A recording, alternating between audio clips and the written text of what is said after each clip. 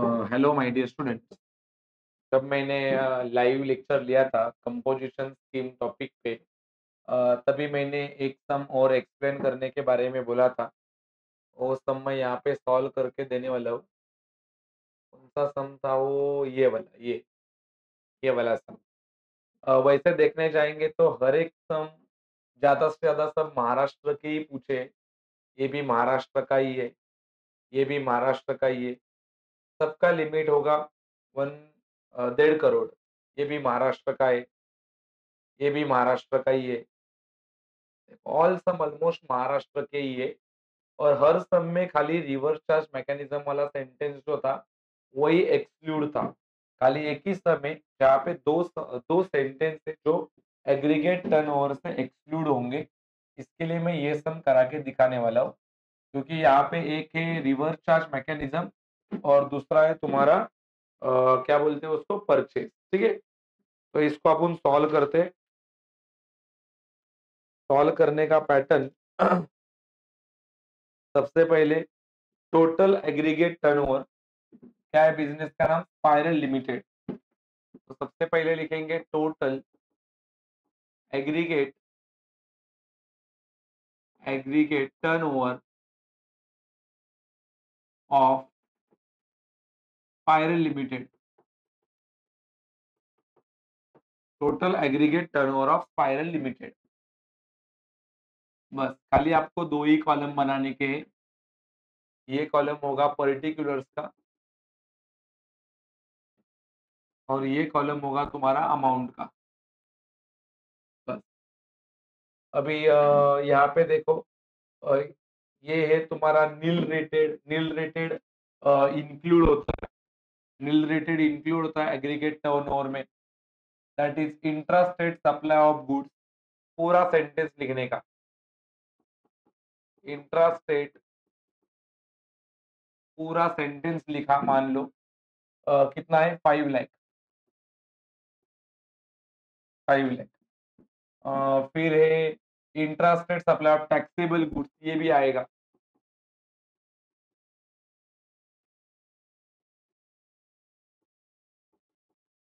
Taxable, taxable है मतलब 100% आएगा, 3,50,000। उसके बाद में intrastate supply of exempt goods, ये भी आता है।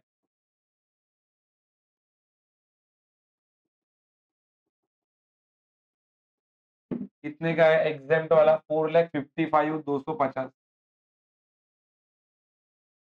सर ये भी आता है कि हाँ देखो, एग्रीगेट टर्नओवर में क्या क्या आता है वो मैंने थ्योरी में ऑलरेडी लाइव लेक्चर में सिखाया है। देखो यहाँ पे मैं बताता हूँ। यस, ये सारी चीजें आती है। Exempted, nil rated, taxable, export और सेम पैन वाला। तो अभी आप लोगों ने यहाँ पे जो लिया वो सब इसी का ही था।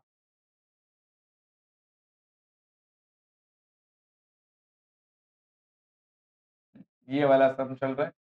और ये क्या है? Intrastate supply of taxable goods आएगा। इंट्रास्टेट सप्लाई ऑफ टैक्सेबल पूरा सेंटेंस लिखना है, जैसा है वैसा पूरा लिखना है। That is 25,12,750। उसके बाद में value of inward supply on which tax is payable on reverse charge mechanism नहीं आएगा, फुट नोट में लिखना पड़ेगा। और परचेस, ये तो एक्सपेंस है, वो तो एग्रीगेट टर्नओवर में नहीं आएगा। चलो फिर यहाँ पे टोटल करना है और यहाँ पे लिखना है टोटल वैल्यू ऑफ सप्लाई।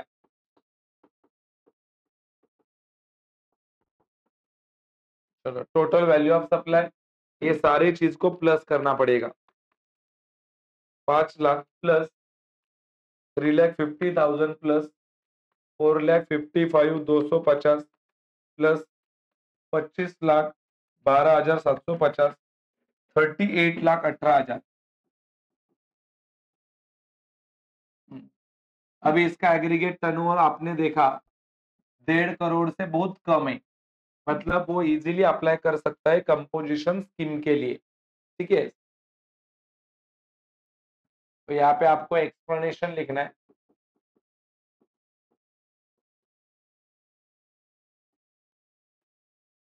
क्या एक्सप्लेनेशन में आएगा? Is aggregate turnover of total aggregate turnover of total aggregate, ये भी जरूरत नहीं, थोड़ा कम करा देता हूँ। टोटल एग्रीगेट टर्नओवर ऑफ, क्या है बिजनेस का नाम? Spiral limited. Total aggregate turnover of spiral limited is rupees, कितना आया? 38 lakh 18,000, 38 lakh 18, which is less than, which is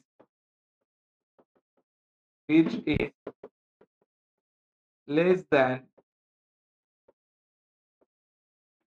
threshold limit,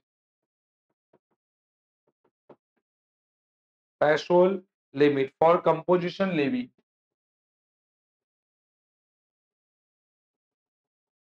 for composition levy of rupees 1.50 crore. So they are eligible to, so they are eligible to opt for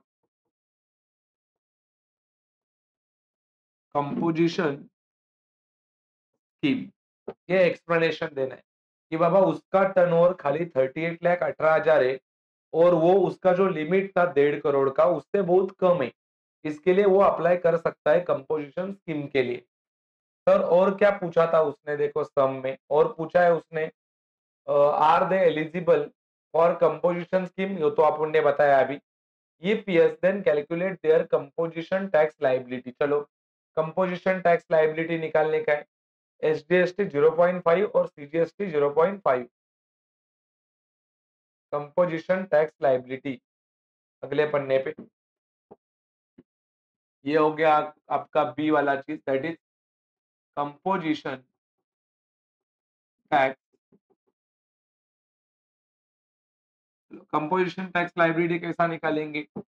that is 0.5%, ऐसा लिख सकते हैं, SGST 0.5% on, कितना है aggregate turnover? 38 lakh 18,000, 38 lakh 18,000 और same CGST 0.5% on 38 lakh 18,000, 38 lakh 18,000 के ऊपर 0.5%, answer आ रहा है 19,090, 19,090, इधर भी 19,090। फिर इधर लिखने का total tax liability, total tax liability 0.5 हो जाएगा 1%, ये दोनों मिलके आ जाएगा 38,180। तो ये हो गया तुम्हारा टोटल टैक्स लायबिलिटी। फिर यहाँ पे लिखना है नोट। नोट में क्या लिखना है? ये जो दो सेंटेंस थे, कौन से दो सेंटेंस? ये वाले, intrastate sorry value of inward supply RCM वाला और इंट्रास्टेट परचेस वाला, वो यहाँ पे लिखने का है। Value of inward supply, inward supply on which tax is payable on RCM is not include, ऐसा लिखने का है फुटनोट में, उसको अपन ने ऊपर इंक्लूड नहीं किया। और same intrastate purchase of taxable goods and intrastate purchase of taxable goods is not include, बस ऐसा आपको लिखने का है लास्ट में। फिर आपका पूरा क्वेश्चन क्या होता है? खत्म होता है।